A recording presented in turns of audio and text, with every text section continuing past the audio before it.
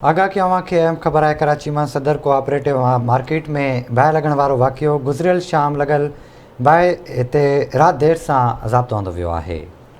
अवांखे update कंदा हलूं। अहम ख़बर है कराची में सदर कोऑपरेटिव मार्केट में बाहि लगी हुई गुज़िरियल शाम लगल बाहि ते रात देर सां ज़ाब्तो आंदो वियो हो।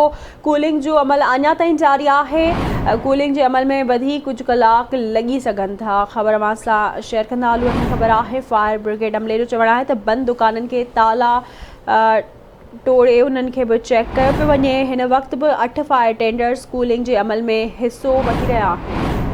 अवां खे अपडेट कयूं पिया। कराची में सदर कोऑपरेटिव मार्केट में काल्ह बाहि जो वाक़ियो पेश आयो हो।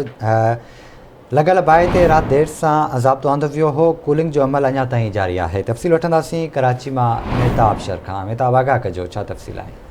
जी बिल्कुल बेशारत तव्हांखे ॿुधाईंदुमि त गुज़िरियल राति कराची जे इलाइक़े सदर में अब्दुल्ला हारून रोड ते वाक़िआ कोऑपरेटिव मार्केट में बाहि लगण सबबि 35 खां वधीक दुकान ऐं गोदाम जेके सड़ी रखी विया हुआ। जंहिं बाद समूरे शहर जी फायर ब्रिगेड ऐं फायर टेंडर्स ऐं पाक नेवी जे जेके जवाननि जेको आहे उते ज़ाब्ते आणण लाइ हुन में हिसो वरितो। जंहिं बाद केतिरनि कलाकनि बाद उते बाहि ते ज़ाब्तो आंदो वियो। तव्हांखे ॿुधाए छॾियूं त हिनमहिल ताईं जेको आहे सो गोल्ड जो जेको सिलसिलो आहे उहो हिनमहिल जारी आहे। फायर ब्रिगेड पारां हुननि जो चवणु आहे त हिनमहिल ताईं जेको आहे सो अञा ताईं गोल्ड न कयो वियो आहे। जेको अञा कुझु कलाकनि बाद जेको आहे हुते गोल्ड कयो वेंदो ऐं ट्रैफिक जेकी आहे उहो रोड जेको आहे मुकमिल तौर ते बंदि कयो वियो आहे। छो त ट्रैफिक जी आमद जे करे गोल्ड जे कम जी कम में जेका रुकावट अची सघे थी पई।